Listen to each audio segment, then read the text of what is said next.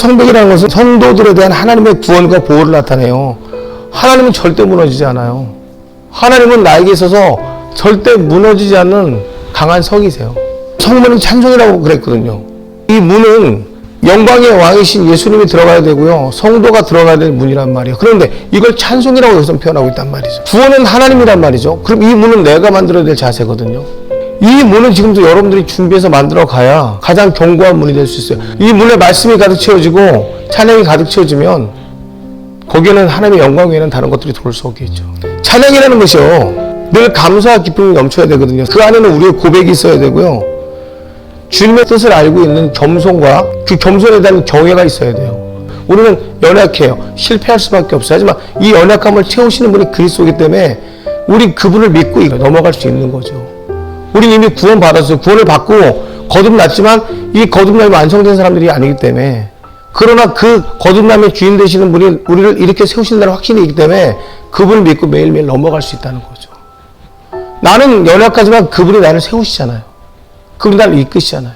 그 12문은 12진주니 각 문마다 한 개의 진주로 되어 있거든요. 진주 하나를 만들기까지 엄청난 보댓김이 있는 거예요. 우리가 신앙이라는 것이 자라기까지는 영적인 보댓김이 없이는 절대 자라나지 않아요. 진주가 만들어지기까지의 그 오랜 시간에 이 마차를 그리스도 안에서 기쁨으로 찬양하면서 넘어가는 거예요. 내 문제가 아닌 저들의 연약함으로 인해서 오는 그 문제마저도 하나님의 사랑으로 품고 넘어갈 때, 그때 거기에서 무엇이 만들어지냐면 문이 만들어지는데 그 문이 진주문이라는 거죠. 우리가 말씀을 배운다는 의미는요, 예수님의 말씀을 내가 먹고요, 이것이 내 안에 자라서 다시 옆에 사람한테 먹이는 거예요. 문둥병자의 손을 잡으셨다는 것은 그가 부정하지 않다는 것을 내 스스로가 증거하시는 거예요. 혈류의 여인이 손을 옷자락에 닿았을 때 그 여인이 부정하지 않으면 내 스스로가 증거하시는 거고요. 날 때부터 안진뱅이가 일어설 수 있음을 말씀하시는 거는요, 이가 죄가 없음을 내 스스로가 말씀하시는 거고요.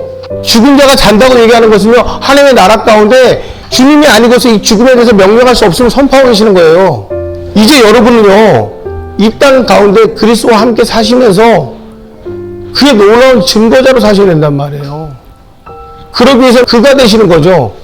내가 이미 거듭났죠. 성령을 받았다면 예수님이 하셨던 것처럼, 그가 그 아픔을 이겨내셨던 것처럼 이런 강박함과 아픔과 절망과 실망이 와도 그의 믿음으로 나는 그것을 넘어서는 것, 그게 찬양이에요.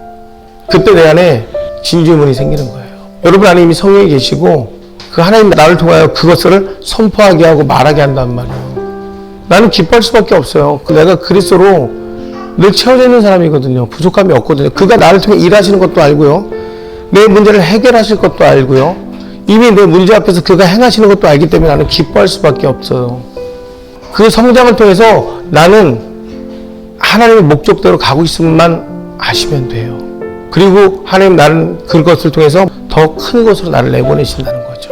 그 경고함 속에서 여러분이 진짜 주님과 동행하는 삶이 되기를 예수님의 이름으로 다시 한번 간절히 축원드립니다.